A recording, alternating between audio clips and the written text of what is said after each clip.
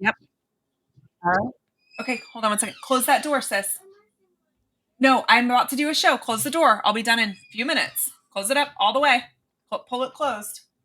Thank you. Sorry, 5-year-olds. You're good. All right.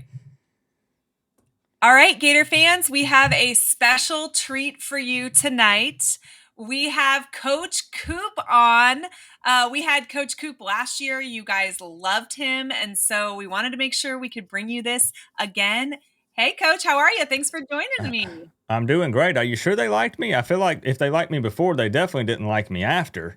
Well, we did hear a lot of 41-17 over the course Mm. of the entire year. But listen, you earned the bragging rights, so we're going to let you have them.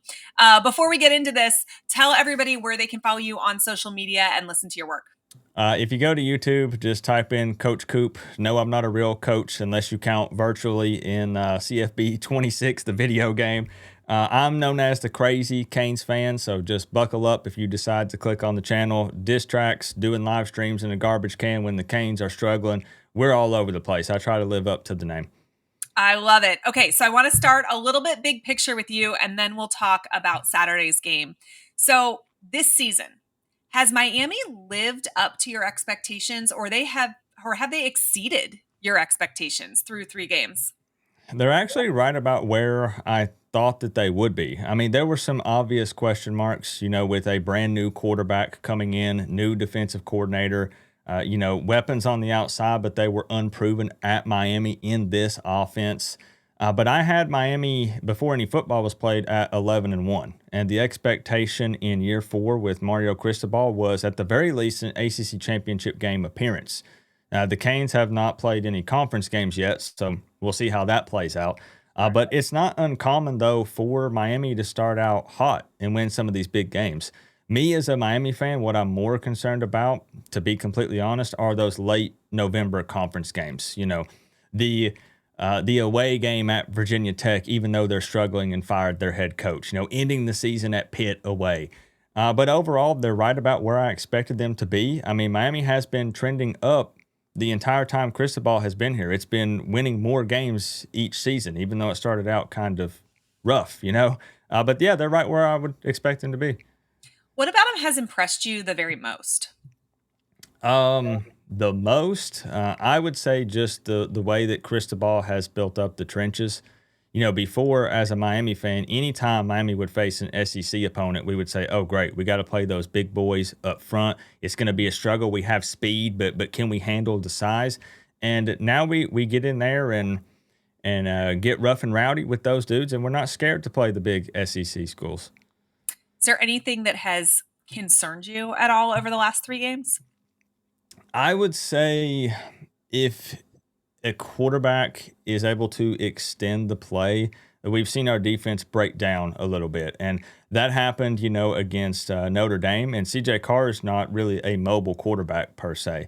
But there were times where if they would extend the play, it almost looked like the DBs were back there just watching the play unfold instead of actually playing in the game. And we saw that happen a little bit against Bethune-Cookman, believe it or not. And maybe a bit against USF. Byron Brown really didn't do much against this Miami defense, Yeah. but that could potentially be a problem. And I don't know about DJ Lagway with what he's done with his legs so far, but if he's got the ability to extend some plays, hit a deep shot or two, it could be a little worrisome. I don't know that we've seen that out of him this season, but we do know that he is capable of it. And, obviously Florida fans are crossing their fingers that this is the game it gets put together. But we shall Let's see. hope not. Let's hope not. How much do you think Miami is going to blitz Lagway? And how much do you think they'll just sit back and try to confuse coverages? I don't know that they'll bring a ton of pressure. I mean, you have Bain and Mesidor and some monsters on the inside. But personally, I feel like when looking at Lagway, it seems like he has struggled a bit with that deep ball, like we were just mentioning. So I wouldn't doubt them running like some cover two man, throwing two safeties back there to try to confuse Lagway, since that's something he struggled with. I would say you would probably see a pretty good mixture of it, though, just because we do expect Miami to be able to get pressure on him with the dogs that they have up front. So that was kind of my next question. Miami's pass rush is elite right now, but Florida's offensive line, while I think that they have underperformed, they were listed as a top 5 offensive line by, major media outlets across the country.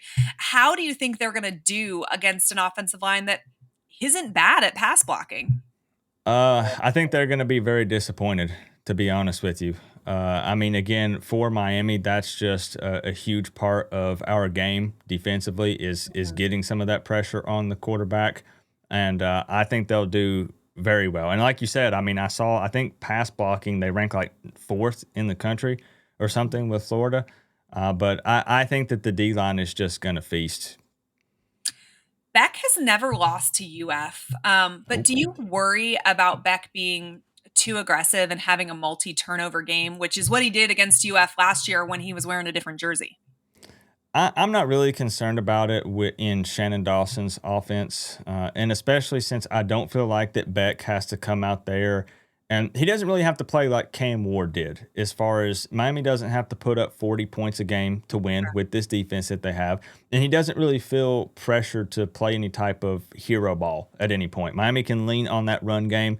You have Mark Fletcher. Jordan Lyle is expected to be back.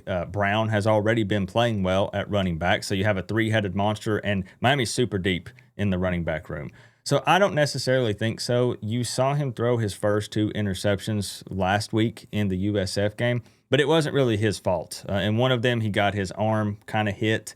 And then in the other one, he actually threw a pass that was intended for Tony Johnson, but Malachi Tony got so vertical that he thought it was for him and he tipped Yeah. it and then it got picked. So, not making excuses. It goes down as Sure. 2 interceptions, but not concerned at all. Absolutely not.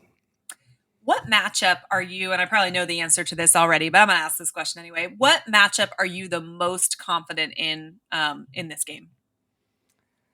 Um, as far as going up, Miami going up against a Mhm. specific position group with Florida, um, I probably the offensive line versus Florida's D line actually is what I'm going to Ooh, say okay, that's not because what I expected. All right. I feel like I try to go outside the box, but really, when you look at Florida's D line, I feel like their pass rush has been pretty bad. It doesn't Mhm. grade out great, 102nd in the country, only generated 2 total sacks so far this season.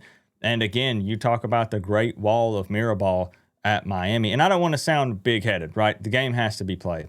Sure. But I think that Miami's O line, man, Carson Beck is going to have all day if they choose to throw the ball. Tell Gator fans some names that maybe are going to be household names by the time the clock hits 0 in this one. I mean, I say that I give outside the box answers, but I have Mhm. to mention CJ Daniels here at wide receiver. This dude has made some sort of ESPN Sports Center top 10. I don't even know if they still do that anymore, to be honest We with you. do. They do game after game. He's making these circus catches. Beck can just throw up a 50-50 ball, and the dude comes down with it. So you're going to hear a lot about CJ Daniels. Of course, Malachi Tony, the young wide receiver. On the defensive side of the ball, possibly Teray, the transfer linebacker, because I feel like it's going to be important to bring your guys running back Jordan Baugh down because he's been great at making guys miss that first tackler. So those are probably some names that going to hear pretty often on Saturday night. Miami is very balanced offensively. Do you think that they are going to look to attack more on the ground in this one? Initially, I thought so. I mean, what's interesting here for Miami is they're pretty balanced and they're efficient on offense. And I feel like that going into this Florida game, I think that they could really lean on either one. I think they'll be able to successfully move the ball on the ground, but I think that again, given Florida's lack of a pass rush, I think that they can air it out if they choose to do so. So I think that you're going to see a little bit of a balanced attack from them, and I think no matter which way this leans, I think you would feel confident as Miami that either one could get the job done. So this almost never seems like an issue in a rivalry game. And we may not see this game again for 20 years with the SEC now going to a 9-game schedule. But with Miami so high this year and UF on just such a low, Do you worry about a look ahead at all? I mean, I do have Canes PTSD at the end of the day.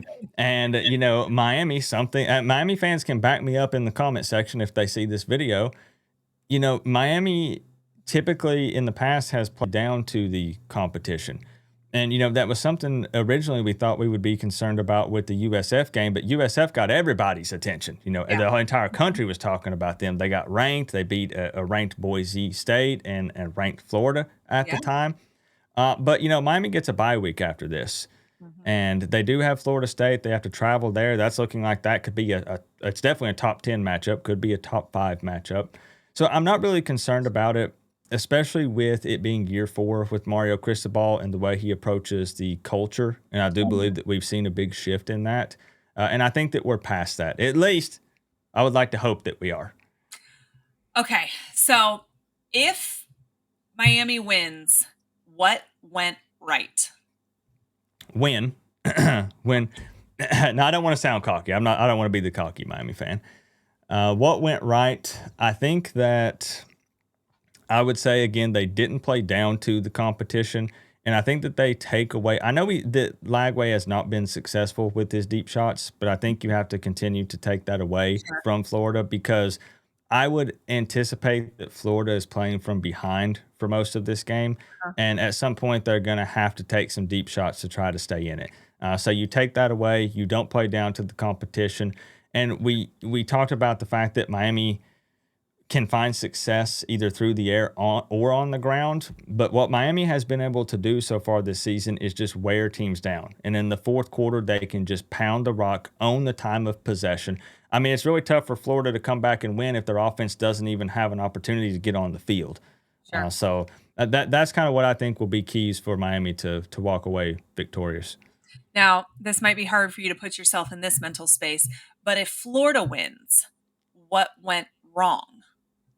Can't say everything. Right, right. If Florida wins,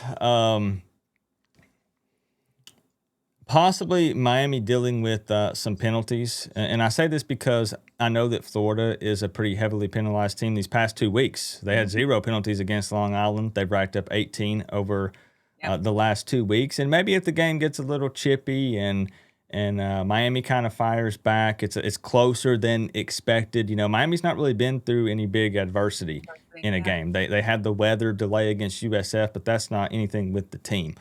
So if maybe it gets a little bit chippy, Florida can get them to get some penalties that hurt them. And then maybe, Florida has, I'm drawing a blank on his name, Vernell. Vernell Brown. Yeah, who is a threat in the special teams. So if Miami maybe gives up some big special teams plays and Florida finds himself with a favorable field position and they can finish drives. All right. It is time for the score prediction part. Let me hear it. I do have, believe it or not, All right, guys. 38-13. Miami a 7.5-point favorite, but I got them winning by 25. It's not the bloodbath, in my opinion, that it was last year. I mean, I think it could be fair to say that Florida would be in kind of a red alert wounded animal type of position back against the wall, right? And they're going to be put on blast. It's college game day.